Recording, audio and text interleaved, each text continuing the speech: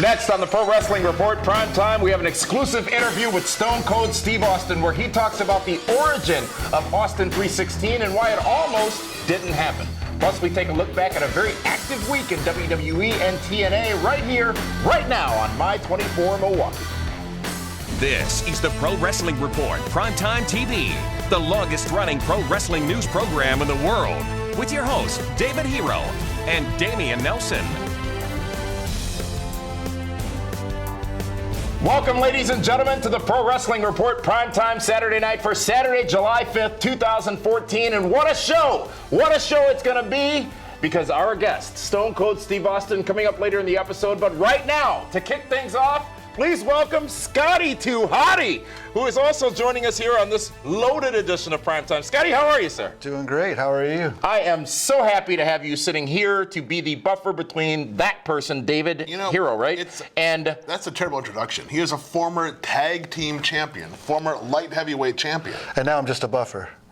Well, buffer. That's not that. With that, folks, let's get to this week's WWE report. And as you know, coming off the heels of last Sunday's WWE Money in the Bank, John Cena is the new WWE World Heavyweight Champion, winning that Money in the Bank ladder match, thwarting the efforts of Randy Orton, who was assisted by, a lot of others in that matchup, including Triple H and Stephanie McMahon, who were sitting at ringside, but those efforts would not prove to be good enough, as John Cena is the new WWE champion. Now, Scotty, you've worked with John Cena. You know what people think of John Cena, especially the very vocal internet wrestling community, and what they have had to say about John Cena. And this is the worst thing WWE could have ever done by making John Cena champion. Of the people in that matchup, Roman Reigns, Randy Orton, Bray Wyatt, Kane, and others, was John Cena the right choice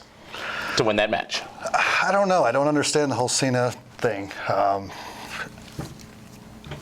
The trouble is with the internet now, everybody wants everything now. They're impatient. They want it right now. And I guess it's kind of the world we live in.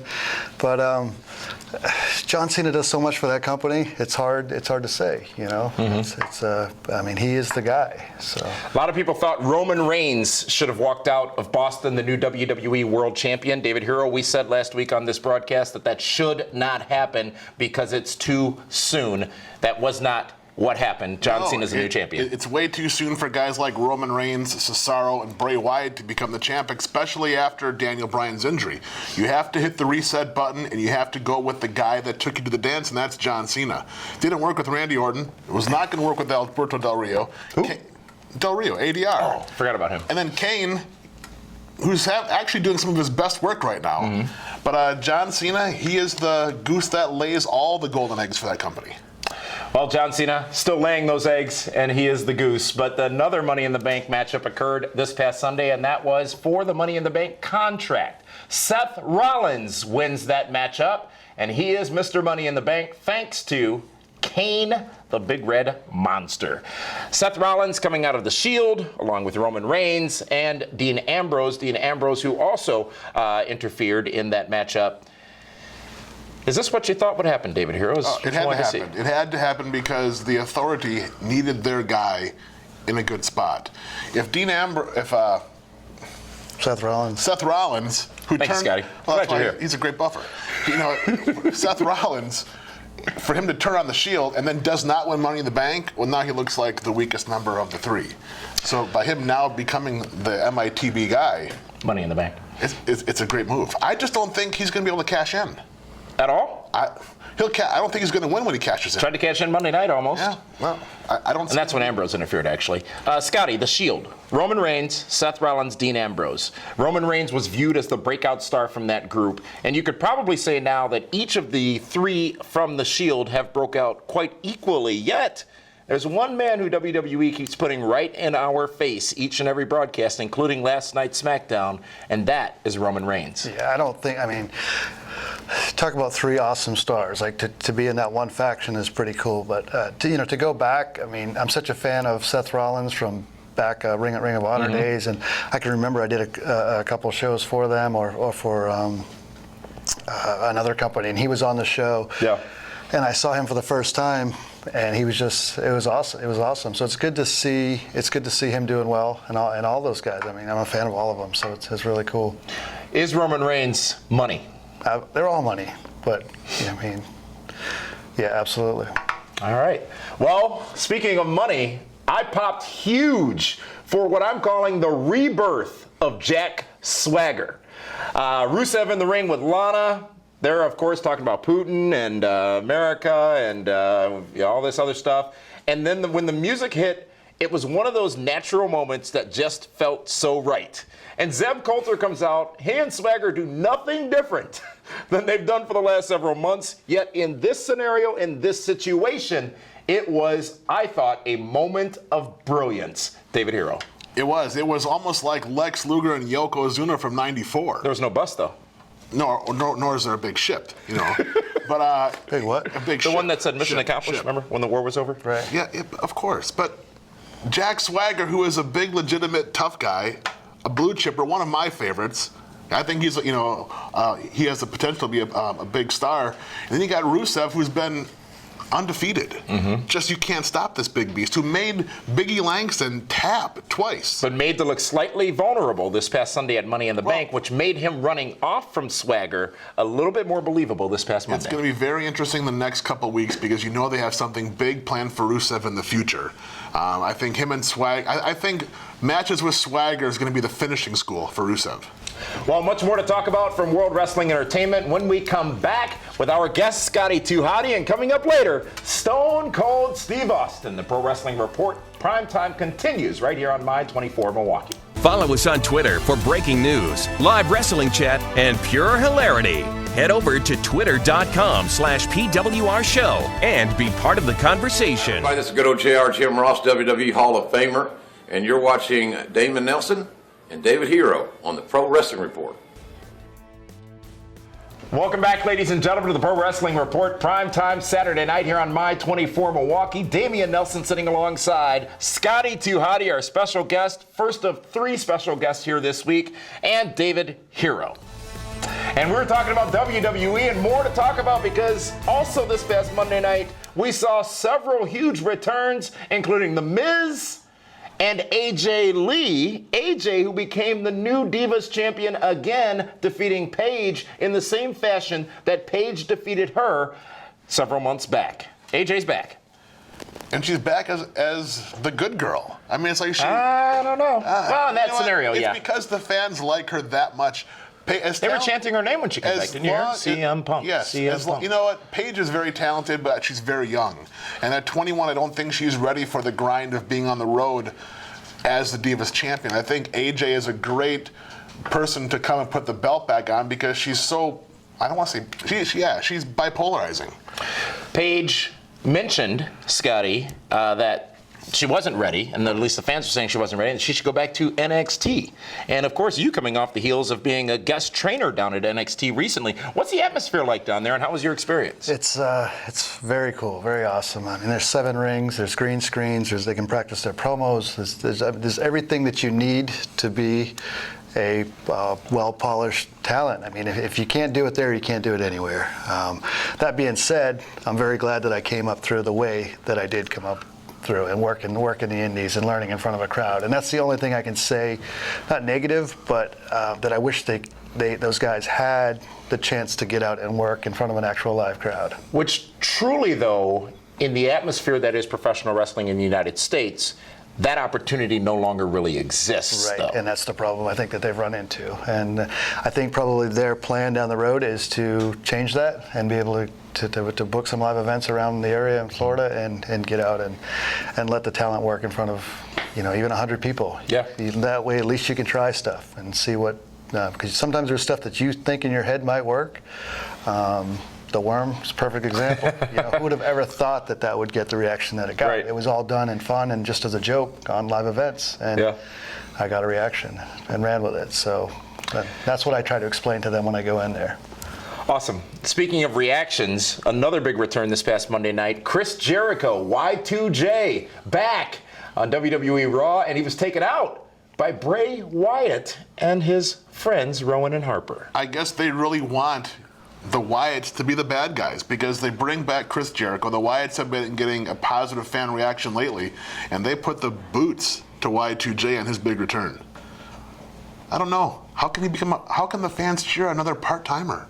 What do you mean? Well, I mean, Chris Jericho comes and goes whenever he wants, and they cheer him and love him.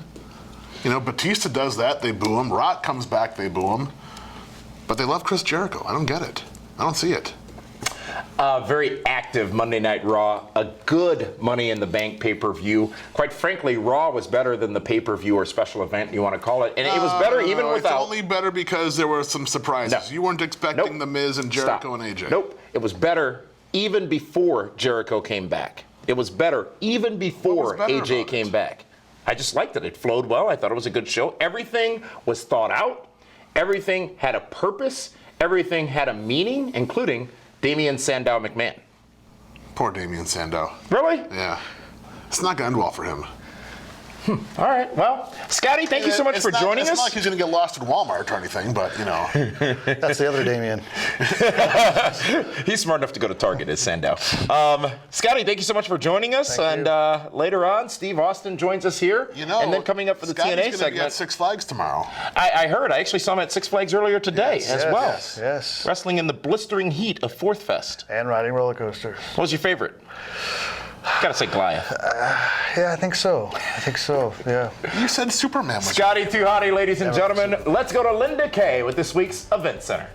Welcome to the PWR Event Center, brought to you by Gruber Law Offices. One call, that's all. PWR is pleased to welcome Kevin Nash back to Milwaukee in August for an evening with Kevin Nash. The special event will take place on Sunday, August 10th at 7 p.m. at the Miramar Theater on Oakland Avenue. Tickets are available now at blizzardbrawl.com, and all tickets include a post-show meet and greet with Big Sexy. See ROH Wrestling when they return to Turner Hall on August 22nd. Tickets are available now at rohwrestling.com. That's it for this week's Event Center presented by Gruber Law Offices.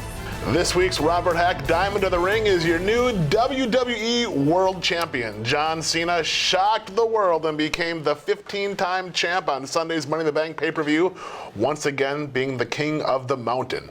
This week's Robert Hack Diamond of the Ring, the place where they pay cash for gold, is the 15-time world champion, John Cena.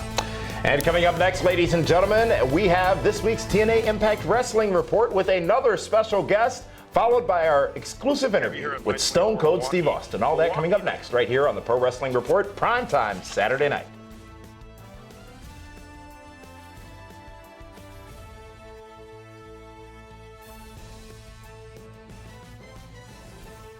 The fourth prestigious King of the Ring, Stone Cold Steve Austin, an incredible victory. The first thing I want to be done is to get that piece of Steve Austin's time has come. And when I get the shot, you're looking at the next WWE champion. And that's the bottom line, because Stone Cold said so.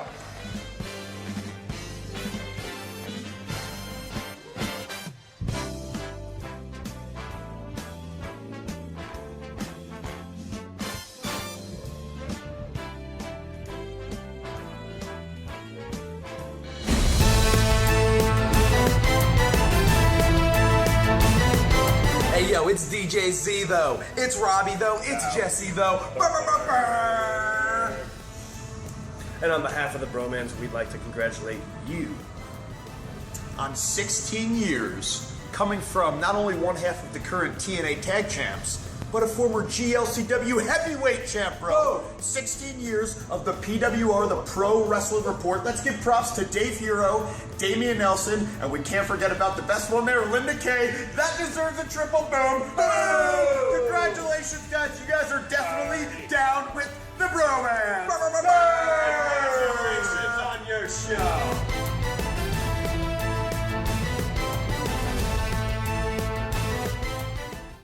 John Cena is once again on top of the WWE, your World Heavyweight Champion, and most of you don't like it. Unfortunately for most of you, your favorite and internet darling, Daniel Bryan, was forced to give up the championship due to a neck injury. The WWE spent millions of dollars and precious TV time promoting the Yes Movement and Daniel Bryan, only to see it get derailed due to bad luck. While most of you begged and hoped for Cesaro, Bray Wyatt or Roman Reigns to leave Money in the Bank as a champion, the WWE went to their ace, their A-plus player, John Cena, until they could decide who should be the next big investment. Now is not the time to start investing in another star and push him straight to championship stardom. It's not smart for business. Too many uncertainties.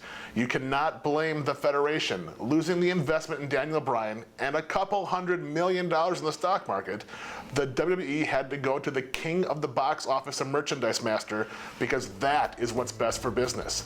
And with that, David Hero has spoken.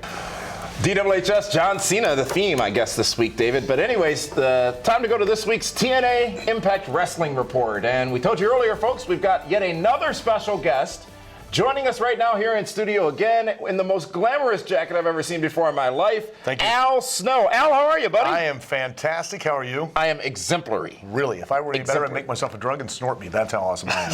Would that be legal? I'm going to try it. I get back to the hotel, I ain't got nothing but time on my hands. Al, thank you so much for joining us to talk about TNA Impact Wrestling. TNA Impact Wrestling, thank you for of having course, us on the show. Last Thursday night from New York City. Hammerstein what Ballroom. an amazing atmosphere on that broadcast where we saw Kurt Angle reinstate Earl Hebner. Yes, he did. EC3 defeat Bully Ray in a tables match because of the interference by a returning Rhino. Yeah. A new Knockouts champion crowned in Gail Kim. A great way to start in New York. And again, I'm not just saying that because you from TNA are here with us to talk TNA, but you were there, you felt it, you saw it.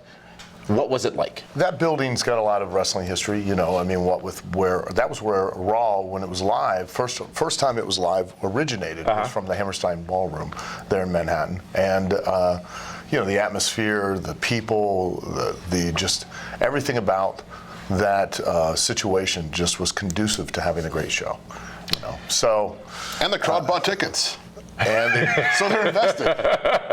True, it does kind of help when they spend their money to buy the tickets. So, a stacked show, several weeks of Impact Wrestling taped in New York at the ballroom there, and the kickoff this week. I think it's very smart, by the way, having Kurt Angle in this authority figure role, especially given the fact that he's injured, and you know it's a way to keep him on TV. But Rhino coming back was a bit of a surprise. It's been a long while since we've seen him in Impact Wrestling. Yeah, I was a bit stunned backstage. I didn't know to expect him to be there, but you know he's such a great performer, and he's so intense, and he's so believable that you know he always brings a different level to the game whenever he's out there. So, David Hero, your thoughts? EC3 beating Bully Ray, tables matchup, Rhino back? It makes the most sense. EC3 is the young upcoming star in that company. I agree.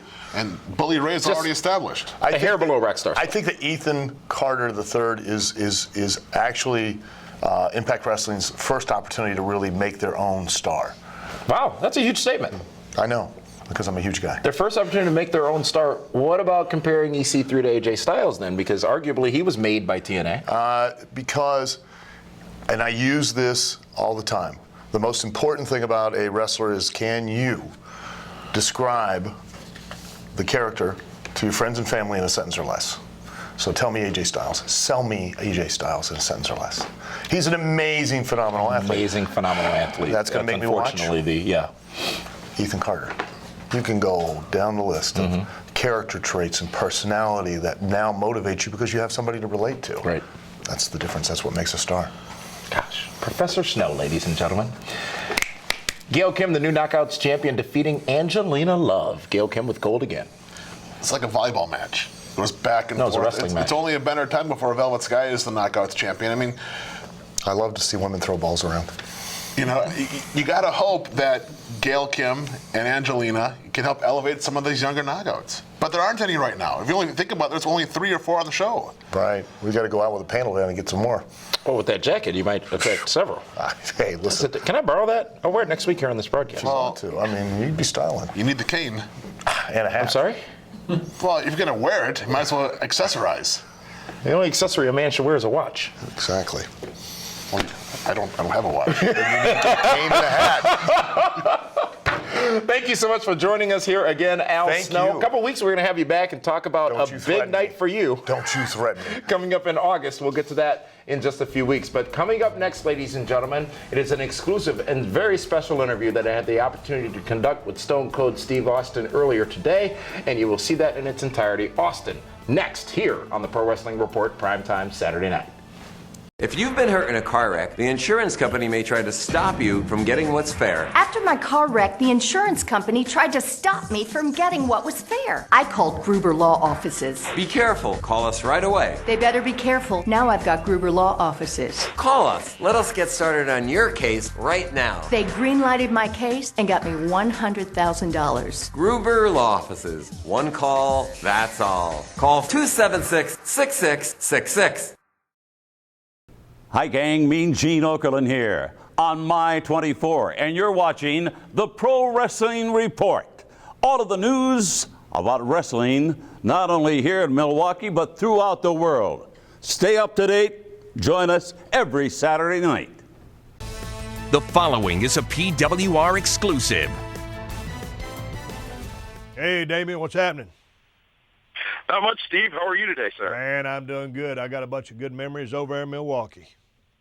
You know, I'm glad you brought that up. We're happy to have you here on My 24 Milwaukee. Milwaukee, the place where Austin 316 was born at the King of the Ring in 1996. A special moment, of course, for everyone, but more so you, because it seemed to really be the springboard, the launching pad, if you will, for Stone Cold Steve Austin. Was that something you had thought about before, or did it just happen spontaneously on that stage? Hey, the real deal, that happened spontaneous on the day. I wrestled the first match. I wrestled Mark Marrow. He kicked me in the mouth. They took me to the hospital in an ambulance, put 14 stitches in my lip. I knew that when I came back, I was going to take on Jake the Snake Roberts in the final. When I was gone, he had cut a religious promo on me, and so as soon as someone gave me that news, that's when I said, okay, this is what I'm going to say. So it was totally ad-libbed. Had Jake never used that reference that he did, the Austin 316 would not have been born. So there was a lot of things. The stars all aligned for that promo to happen. So I have many fond memories of Milwaukee there at the Mecca Arena. Did you think that when you said that, as it being spontaneous and just a spur-of-the-moment thing, did you think that it would launch into the Austin 316 saying, the Austin 316 merchandise? Absolutely had no idea. I said it because it was just something to play off what he said. And then, at the end of that promo, I could hear Vince starting to wrap it up because he was doing the commentary back then, and they were feeding the house with that RF mic. And so I knew that I needed a button at the end of that promo. So then at the end, I said, and that's the bottom line because Stone Cold said so. So the next night at Monday Night Raw, there were the 316 signs. There was a Stone Cold said so sign. So it was a fluke. It was just something that the opportunity presented itself, and I hit a grand slam at an event which I was never even supposed to win because Triple H was originally supposed to win that pay-per-view, but because of some political reasons and some trouble he got himself into, I was plan B. So it was a very lucky night at the office there in Milwaukee. And as we've been hearing lately, there is always a plan B, right? There always is. Got to be. We're going to talk about the new show, Broken Skull Challenge, which premieres tomorrow night on CMT in just a moment. But current wrestling, I know you have the podcast and you talk about your thoughts, and you've had guests on. You're part of WrestleMania 30, obviously. But a lot of people, and I've heard your thoughts, but a lot of people have had some negative things to say about John Cena. John Cena, the man who won the WWE World Heavyweight Championship this past Sunday at Money in the Bank. What's your opinion on John Cena, especially more important coming from you, arguably the biggest star in the history of professional wrestling? What do you think of John Cena and the fans' reaction, at least the very vocal internet fans' reaction to John Cena? Let me speak to the vocal internet fans first. I just think that, we've had so much John Cena that they're ready for change. But let me say what my thoughts about John Cena are. He's going to go down as one of the greatest of all time. He's going to be in the Hall of Fame. He's been 10 years on top. He's had an unprecedented type of run. He's walking the edge of a razor blade. Some people hate him, some people love him. But at the end of the day, everyone respects him. I look at what he does, and I'm amazed because, people think, okay, the next thing for him to do is to turn heel. Well, he sees so many kids, these people that really look up to and emulate John. He does so many things for Make-A-Wish, and he's the face of that franchise. So I think he's doing a wonderful job. And again, that's the thing about pro wrestling, is it's all subjective. My favorite might be Ric Flair. Someone else's favorite might be Ultimate Warrior. When I look at the body of work that John Cena's turned in, he's kicking ass, and he's had a hell of a career. So I have nothing but respect for the guy because I know how hard he works. And every time I see him, whether he's dead dog tired or fresh as a daisy, he's always got a smile on his face. If you're going to have a guy that's going to be the backbone of your company, you can find nobody better than John Cena, and that's the truth. Wow. All right. Well, sure words never been spoken.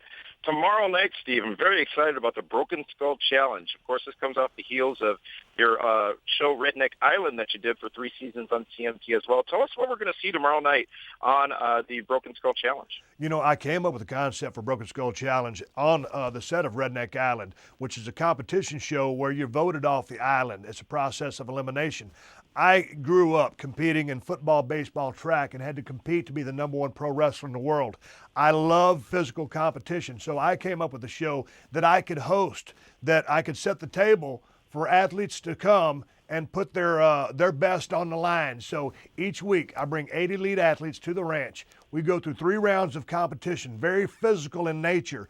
At the end of the day, out of 8 athletes, 1 is left standing. The next day, that person will come back and take on my personal obstacle course, which I designed, and it's named the Skullbuster.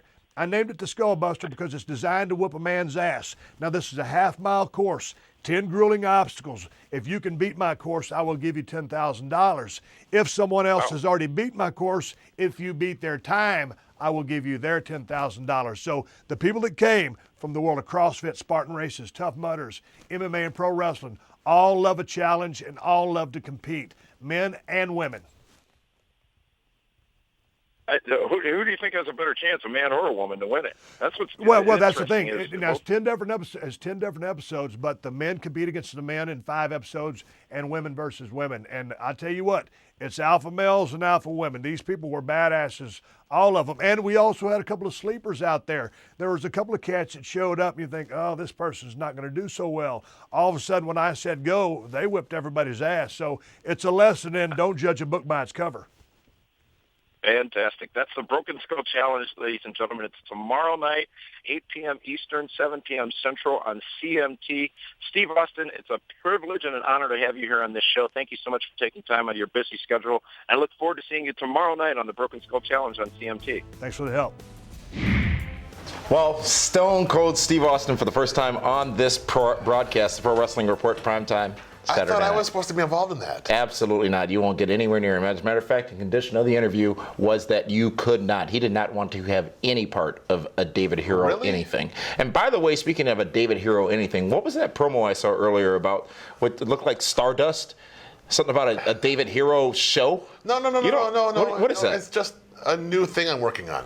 You're not working on anything. Of course I am. I was working on different Here's things. one thing I was surprised by. I did not realize or had not heard that Stone Cold Steve Austin was not the man who was to win the King of the Ring in 1996. It was the man who was on the free-for-all against Aldo Montoya, Triple H. Yes. But the curtain call got in the way. I think it worked out pretty well for both guys in the end. Worked out fantastically for both guys in the end. Very special thank you to Stone Cold Steve Austin for joining us here.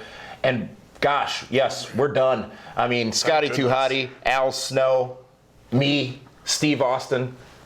Yeah, don't need anything else, folks. Thank you so much for tuning in here to the Pro Wrestling Report Primetime Saturday night. We'll see you again on Wednesday at the all-new PWRshow.com. What about Monday? The greatest ever with our guest, Scotty Too Hotty. There's something on Monday.